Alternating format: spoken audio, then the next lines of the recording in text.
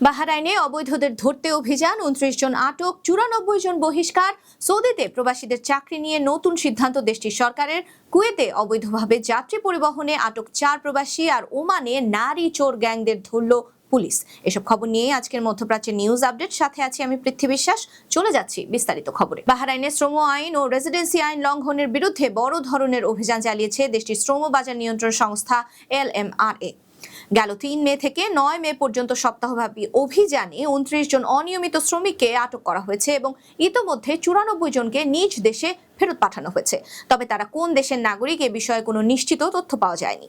দেশটিতে মে মাসের প্রথম সপ্তাহে বিভিন্ন এলাকায় মোট 995টি পরিদর্শন চালানো হয়, যেখানে শ্রম ও আবাসন সংক্রান্ত নিয়ম ভঙ্গের অভিযোগ পাওয়া যায়। বাহরাইনের সরকারি সংস্থাগুলোর যৌথ সহযোগিতায় এই অভিযান পরিচালনা করা হয়েছে বলে জানিয়েছে কর্তৃপক্ষ।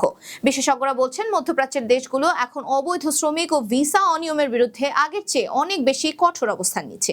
ফলে যারা কাজের উদ্দেশ্যে বিদেশে যাচ্ছেন তাদের অবশ্যই বৈধ কাগজপত্র, সঠিক ভিসা এবং অনুমোদিত নিয়োগ প্রক্রিয়া অনুসরণ করা জরুরি। অন্যথায় গ্রেফতার, জেল বা দেশে ফেরত পাঠানোর মতো পরিস্থিতির মুখোমুখি হতে পারেন তারা।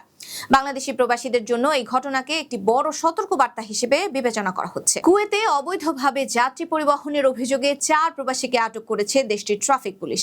আরব টাইমস অনলাইনের প্রতিবেদনে বলা হয়েছে, নিয়মিত নিরাপত্তা ও ট্রাফিক তদারকির অংশ হিসেবে অভিযান চালানোর সময় কর্মকর্তারা সন্দেহজনকভাবে কয়েকটি ব্যক্তিগত গাড়িতে যাত্রী বহন করতে দেখেন। পরে তদন্তে প্রমাণ মেলে এসব গাড়ির কোনো বৈধ বাণিজ্যিকভাবে যাত্রী পরিবহনের লাইসেন্স ছিল না।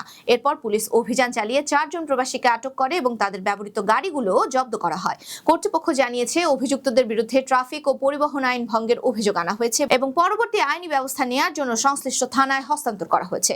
দেশটির আইন অনুযায়ী অনুমোদন ছাড়া ব্যক্তিগত গাড়ি দিয়ে যাত্রী পরিবহন করা গুরুতর অপরাধ, কারণ এতে যাত্রীদের নিরাপত্তা, বীমা ও সরকারি পরিবহন ব্যবস্থার উপর ব্যাপক প্রভাব পড়ে। অনেক প্রবাসী বাড়তি আয়ের আশায় ব্যক্তিগত গাড়িতে যাত্রী পরিবহন করলেও সেটি আইনি ঝুঁকি তৈরি করতে পারে বলে সতর্ক করছেন সংশ্লিষ্টরা। সৌদি আরবে চাকরি ব্যবস্থায় নতুন ও গুরুত্বপূর্ণ নিয়ম চালু করা হয়েছে। সৌদির কিওয়া প্ল্যাটফর্ম আরও জানিয়েছে, কোনো অসৌদি বা প্রবাসী কর্মীর ওয়ার্ক পারমিটের মেয়াদ শেষ হয়ে গেলে অথবা 30 জুন 2026-এর পর টানা 3 মাসের বেশি সময় ধরে যদি বৈধ ওয়ার্ক পারমিট না থাকে, তাহলে তার রেসিডেন্সি বাতিল হয়ে যাবে।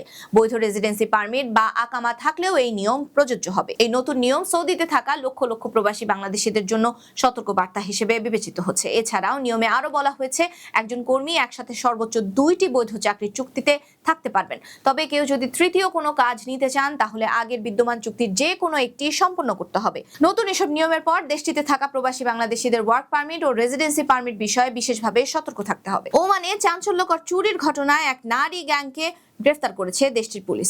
স্থানীয় কর্তৃপক্ষ জানিয়েছে, এই চক্রটি কোনো দরজা ভাঙা বা জোর করে প্রবেশ না করে ঘরের ভেতরে ঢুকে মূল্যবান জিনিসপত্র চুরি করত। তারা মূলত একটি খুব সাধারণ নিরাপত্তা ত্রুটিকে কাজে লাগাতো। অনেক মানুষ অভ্যাসবশত বাড়ির বাইরে, যেমন দরজার নিচে, জুতোর ভেতরে বা ম্যাটের নিচে স্পেয়ার চাবি লুকিয়ে রাখেন এবং সেটিই ছিল তাদের চুরির মূল হাতিয়ার। গালফ নিউজের প্রতিবেদনে বলা হয়েছে, এই কৌশল ব্যবহার করে তারা বিভিন্ন বাসা থেকে মোট 20,000 ওমানি রিয়ালের বেশি মূল্যের স্বর্ণালংকার ও মূল্যবান জিনিস চুরি করেছে। পুলিশ জানিয়েছে, কোনো ধরনের জোরপূর্বক প্রবেশের চিহ্ন না থাকায় শুরুতে ঘটনাগুলো ঠিক বোঝা কঠিন ছিল, কিন্তু পরে নজরদারি ও তদন্তের মাধ্যমে চক্রটিকে শনাক্ত করা হয়। এই ঘটনার পর পুলিশ সাধারণ মানুষকে কঠোরভাবে সতর্ক করেছে, বাড়ির বাইরে স্পেয়ার চাবি লুকিয়ে রাখা অত্যন্ত ঝুঁকিপূর্ণ, কারণ এটি চোরদের জন্য সবচেয়ে সহজ প্রবেশপথ তৈরি করে দেয়। এই ছিল আজকের মধ্যপ্রাচ্যের নিউজ আপডেট। আল্লাহ হাফেজ।